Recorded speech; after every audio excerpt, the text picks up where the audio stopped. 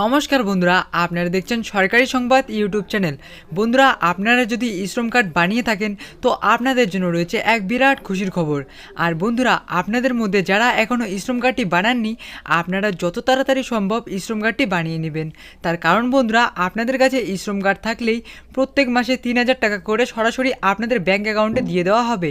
তাছাড়াও বন্ধুরা, আপনাদের কাছে শ্রম কার্ড থাকলেই আপনি যদি শ্রমিক, কৃষক, গরিব বা খেটে খাওয়া মানুষদের মধ্যে একজন হয়ে থাকেন, তাহলে কিন্তু ১ লক্ষ টাকা থেকে ২ লক্ষ টাকা পর্যন্ত আর্থিক সাহায্য দেওয়া হবে। তো বন্ধুরা, যারা এখনও এই শ্রম কার্ডটি বানাননি, আপনারা যত তাড়াতাড়ি সম্ভব এই কার্ডটি বানিয়ে নিন। তো বন্ধুরা, প্রতি মাসে ৩,০০০ টাকা পেতে আপনাদের কি করতে হবে দেখুন বন্ধুরা, হেডলাইনে এই বিষয়ে পরিষ্কারভাবে বড় বড় করে লেখা রয়েছে। মোদিজির বিরাট বড় ঘোষণা, শ্রম কার্ড থাকলে প্রতি মাসে ৩,০০০ টাকা।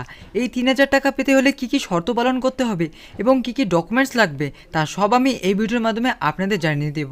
তার আগে বন্ধুরা, আপনারাও যদি চান আপনাদের ব্যাংকেও প্রতি মাসে ৩,০০০ টাকা করে দেওয়া হোক, তাহলে কিন্তু অবশ্যই ভিডিওর নিচে থাকা লাইক বাটনটিতে ক্লিক করে পাশে থাকা সাবস্ক্রাইব বাটনটি ক্লিক করে বেল আইকনটি অল করে রাখবেন।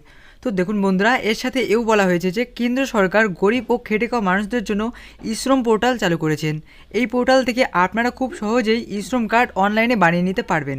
তার সাথেই বন্ধুরা, শ্রম কার্ড নিয়ে ইতিমধ্যেই একটি নতুন আপডেট এসেছে, যেখানে বলা হয়েছে যে শ্রম কার্ড থাকলে সকলকে প্রতি মাসে ৩,০০০ টাকা করে দেওয়া হবে।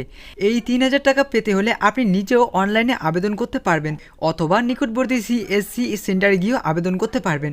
তো আসুন বন্ধুরা, এবার আমরা দেখে নেব এই আবেদন করতে গেলে কি কি শর্ত মেনে চলতে হবে।